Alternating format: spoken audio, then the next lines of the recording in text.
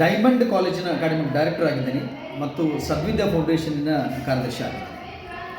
ಇವತ್ತು 1 February 2025 diamond ಕಾಲೇಜಿನಲ್ಲಿ diamond ಉತ್ಸವ ಅನ್ನುವಂಥ ಕಾರ್ಯಕ್ರಮ ನಾವು ಹಮ್ಮಿಕೊಂಡಿದ್ದೇವೆ. ಈ ಕಾರ್ಯಕ್ರಮ ವಿಶೇಷವಾಗಿತ್ತು ಅನ್ನುವಂಥದ್ದಕ್ಕೆ 3 ಕಾರಣಗಳನ್ನು ನಾನು ಕೊಡೋದಕ್ಕೆ ಪ್ರಯತ್ನ ಪಡ್ತೇನೆ. ಒಂದು, farewell for second PUC students.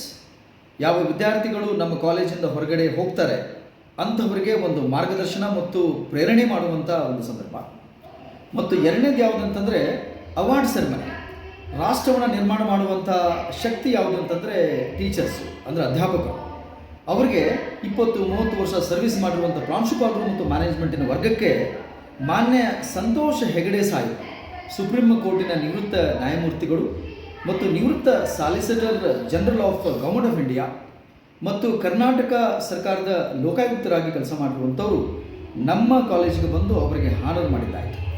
ಇನ್ನು 3ನೇ ವಿಚಾರ ಯಾವುದಂತಂದರೆ, ನಮ್ಮ ಸುತ್ತಮುತ್ತಲಿರುವಂಥ ಶಾಲೆಗಳ ವಿದ್ಯಾರ್ಥಿಗಳಿಗೆ ಅವರು ಶೈಕ್ಷಣಿಕವಾಗಿ ಮತ್ತು ಸಾಂಸ್ಕೃತಿಕವಾಗಿ ಮತ್ತು ದೈಹಿಕವಾಗಿರುವಂಥ ಶ್ರಮಸಾಧನೆಗಳನ್ನು ಏನು ಮಾಡಿರ್ತಾರೆ ಅಂಥವರಿಗೆ ಸನ್ಮಾನ ಮಾಡುವಂಥ ಕಾರ್ಯಕ್ರಮ. ನಮಗೆ ಖುಷಿಗೆ ಬಾತ್ ಯಾವುದಂತಂದರೆ, ಈ ಅದ್ಭುತವಾಗಿರುವಂಥ ಒಬ್ಬ ಶ್ರೇಷ್ಠ ಪೂಜ್ಯರೆನಿಸಿರುವಂಥ ನ್ಯಾಯಮೂರ್ತಿಗಳು ವಿದ್ಯಾರ್ಥಿಗಳಿಗೆ ಸನ್ಮಾನ ಮಾಡಿದರು, ಅಧ್ಯಾಪಕರಿಗೆ ಸನ್ಮಾನ ಮಾಡಿದರು ಮತ್ತು ಮೆರಿಟೋರಿಯಸ್ ಸ್ಟೂಡೆಂಟ್ಸ್ಗಳಿಗೆ ಅವರು ಸನ್ಮಾನಗಳನ್ನು ಮಾಡಿ ಅವಾರ್ಡ್ಗಳನ್ನು ಕೊಟ್ಟಿದ್ದಾರೆ.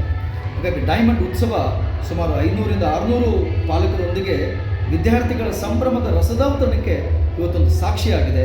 ನನಗೆ ಭಾಳ ಸಂತೋಷ ಆಗ್ತಾ ಇದೆ. Thank you so much. Sir, ನಿಮ್ಮ ಸಂಸ್ಥೆಯ ಬಗ್ಗೆ ಒಂದು 2 ನಿಮಿಷ ಮಾತಾಡಿ ಸರ್.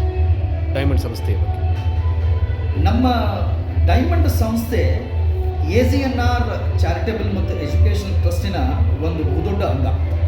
ಕಳೆದ 3 ವರ್ಷಗಳಿಂದ ಸದ್ವಿದ್ಯಾ ಫೌಂಡೇಶನ್ ಅನ್ನುವಂಥ ಒಂದು ಸಂಸ್ಥೆ, ಇದರಲ್ಲಿ ಅಕಾಡೆಮಿಷಿಯನ್ಸ್ ಆಗಿರುವಂಥವರು ಭಾಳ ಜನ ಇದ್ದಾರೆ.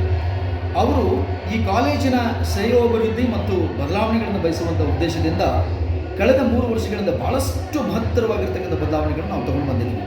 ಶೈಕ್ಷಣಿಕವಾಗಿ, ಸಾಂಸ್ಕೃತಿಕವಾಗಿ, ವ್ಯಕ್ತಿತ್ವ ನಿರ್ಮಾಣದ ಹಂತದಲ್ಲಿ ಬದಲಾವಣೆ ಮಾಡೋದಕ್ಕಾಗಿ ವಿದ್ಯಾರ್ಥಿಗಳನ್ನು ಸರ್ವತೋಮುಖ ಅಭಿವೃದ್ಧಿಗಾಗಿ ನಾವು ಪ್ರಯತ್ನ ಪಡ್ತಾ ಇದ್ದೀವಿ.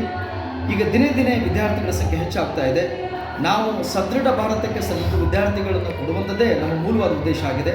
ಇಲ್ಲಿ ಅಧ್ಯಾಪಕ ವರ್ಗ ಮತ್ತು ಮ್ಯಾನೇಜ್ಮೆಂಟ್ ವರ್ಗ ವಿದ್ಯಾರ್ಥಿಗಳ ಶಿಸ್ತು ಮತ್ತು ಗುಣಶೀಲತೆ ಅಂತ ಏನು ಕರಿತೀವಿ, ಅದು ಅದ್ಭುತವಾಗಿದೆ. ಹಾಗಾಗಿ ಇದೊಂದು ದೇಶಕ್ಕೆ ಮಾದರಿಯಾಗುವಂಥ ಒಂದು ಸಂಸ್ಥೆಯನ್ನು ಮಾಡುವಂಥ ಪಣವನ್ನು ಮತ್ತು ಒಂದು ಪ್ರಾಮಿಸನ್ನು ನಾವು ಸದ್ವಿದ್ಯಾ ಫೌಂಡೇಶನ್ ಅವರು ಮಾಡಿದ್ದೀವಿ. ಸರ್, ಈಗ ನಿಮ್ಮ ಸಂಸ್ಥೆಯಲ್ಲಿ ಎಷ್ಟು ಜನ ವಿದ್ಯಾರ್ಥಿಗಳಿದ್ದಾರೆ ಮತ್ತು ಅಧ್ಯಾಪಕರಿದ್ದಾರೆ ಸರ್? ಈಗ ನಮ್ಮ ಸಂಸ್ಥೆಗಳಲ್ಲಿ 159 ವಿದ್ಯಾರ್ಥಿಗಳಿದ್ದಾರೆ. ನಮ್ಮಲ್ಲಿ ಸೈನ್ಸ್ ವಿಭಾಗ ಮತ್ತು ಕಾಮರ್ಸ್ ವಿಭಾಗ ಮತ್ತು ಪದವಿ ವಿಭಾಗದಲ್ಲಿ BBA ಮತ್ತು BCom ಇದೆ. ಈ ವರ್ಷ BCA ಅಪ್ಲೈ ಮಾಡ್ಕೊಳ್ಳೋದಕ್ಕೆ ನಾವು ಹೊರಟಿದ್ದೀವಿ. ಖಂಡಿತ ನಮಗೆ ಸಿಗ್ತಾ ಇದೆ. ಹೀಗಾಗಿ ಎಲ್ಲ ವಿದ್ಯಾರ್ಥಿಗಳನ್ನು ಕೂಡ ನಾವು ತಯಾರು ಮಾಡುವಂಥ ಪ್ರಯತ್ನ ಮಾಡ್ತಾ ಇದ್ದೀವಿ. ಸುಮಾರು 31 ಅಧ್ಯಾಪಕರು ನಮ್ಮ ಸಂಸ್ಥೆಯಲ್ಲಿ ಕೆಲಸ ಮಾಡ್ತಾ ಇದ್ದಾರೆ. ಎಲ್ಲರೂ ಕೂಡ ಕ್ವಾಲಿಫೈಡ್ ಟೀಚರ್ಸ್ ಆಗಿದ್ದರಿಂದ ಮಕ್ಕಳಿಗೆ ಸರಾಗವಾಗಿ ಮತ್ತು ಸಮೃದ್ಧತೆಯಿಂದ ಪಾಠ ಮಾಡುವಂಥ ಅವಕಾಶ ಅವರಿಗೆ ಸಿಕ್ಕಿದೆ. ಸರ್, ಈ ಭಾಗದಲ್ಲಿರ್ತಕ್ಕಂಥ ಜನಕ್ಕೆ ಏನನ್ನು ಹೇಳೋಕ್ಕೆ ಬಯಸ್ತೀರಾ ಸರ್? ಈ ಭಾಗದ ವಿದ್ಯಾರ್ಥಿಗಳಿಗೆ ಹೇಳುವಂಥದ್ದು ಮತ್ತು ಪಾಲಕರಿಗೆ ಹೇಳುವಂಥದ್ದು ಏನಂತಂದರೆ, ಶಿಕ್ಷಣ ಅನ್ನುವಂಥದ್ದು ನಮ್ಮ ಬದುಕಿನ ಮತ್ತು ಬಾಂಧವ್ಯದ ಶಕ್ತಿ ಆಗುತ್ತೆ. ಶಿಕ್ಷಣ ಅನ್ನುವಂಥದ್ದನ್ನು ಯಾರೂ ಕಲಿಸ್ಕೊಳ್ಳೋಕ್ಕೆ ಸಾಧ್ಯ ಇಲ್ಲ. ಹಾಗಾಗಿ ಶಿಕ್ಷಣವನ್ನು ಕಲಿಸದೇ ಇರಬೇಡಿ ಅನ್ನುವಂಥದ್ದು ಒಂದು. ಮತ್ತು ಎರಡನೇದು, ಈ ವಿದ್ಯಾರ್ಥಿಗಳನ್ನು 4 ಅಕ್ಷರ ಕಲಿಸುವಂಥದ್ದಾಗಬೇಕು. ನಾನೊಂದು ಮಾತು ಹೇಳೋದಕ್ಕೆ ಇಷ್ಟಪಡ್ತಾ ಇದ್ದೀನಿ.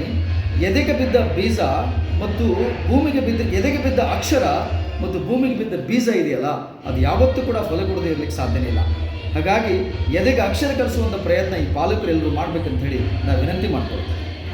ಡೈಮಂಡ್ ಪದವಿ ಕಾಲೇಜು ಮಕ್ಕಳನ್ನು ಬರೀ ಓದು ಮತ್ತು ಅಭ್ಯಾಸಕ್ಕಾಗಿ ಮಾತ್ರ ಸೀಮಿತ ಮಾಡಿಲ್ಲ. ನಾವು ಡೈಮಂಡ್ ಕಾಲೇಜಿನಲ್ಲಿ ಕೌಶಲ್ಯ ವರ್ಧನೆಗೆ ನಾವು ಹೆಚ್ಚು ಬೆಲೆಯನ್ನು ಮತ್ತು ಮಹತ್ವತೆಯನ್ನು ನಾವು ಕೊಟ್ಟಿದ್ದೀವಿ. ಒಬ್ಬ ವಿದ್ಯಾರ್ಥಿ ಪದವಿ ಹಂತವನ್ನು ಮುಗಿಸಿ ತಾನು ನೌಕರಿಯ ಒಂದು ಜಾಡಿನಲ್ಲಿ ಹೋದಾಗ ಆ ವಿದ್ಯಾರ್ಥಿಗೆ ಕೌಶಲ್ಯ ಬಲವರ್ಧನೆ ಇದ್ದಾಗ ಮಾತ್ರ ಆತ ಕೆಲಸನ ಮಾಡೋಕ್ಕೆ ಸಾಧ್ಯ ಆಗುತ್ತೆ. ಹಾಗಾಗಿ ನಮ್ಮಲ್ಲಿ ಭಾಳಷ್ಟು ಕೌಶಲ್ಯ ವರ್ಧನೆಗೆ ಸಂಬಂಧಪಟ್ಟಂತೆ ಬೇಕಾದಷ್ಟು ಕೆಲಸಗಳನ್ನು ಮಾಡ್ತಾ ಬಂದಿದ್ವಿ. ಹಾಗಾಗಿ ಮಕ್ಕಳಿಗೆ ಈ ಪ್ಲೇಸ್ಮೆಂಟ್ ಸರ್ವಿಸಸ್ ಅನ್ನುವಂಥದ್ದು ಕೂಡ ನಾವು ಮಾಡಿಕೊಂಡಿದ್ವಿ. ನಮ್ಮ ಕರ್ನಾಟಕದಲ್ಲಿ ಮತ್ತು ಭಾರತ ದೇಶದ ಅನೇಕ ಕಂಪನಿಗಳು ಕೂಡ ನಮ್ಮ ಕಾಲೇಜಿನತ್ತ ತಿರುಗುವುದಕ್ಕೆ ಶುರು ಮಾಡಿದೆ.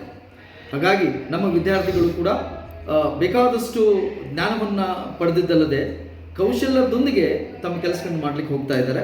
ಅದು ಈಗ ನಮ್ಮಲ್ಲಿ ಬೆಳವಣಿಗೆ ಆಗುವಂಥ ಹಂತದಲ್ಲಿ ಇರುವುದರಿಂದ ಭಾಳಷ್ಟು ವಿದ್ಯಾರ್ಥಿಗಳು ಪ್ಲೇಸ್ಮೆಂಟ್ ಕೆಲಸಕ್ಕೂ ಕೂಡ ಹೋಗಲಿಕ್ಕೆ ಸಾಧ್ಯ ಆಗಿದೆ ಅನ್ನುವಂಥದ್ದು ನನ್ನ ಅಭಿಪ್ರಾಯ.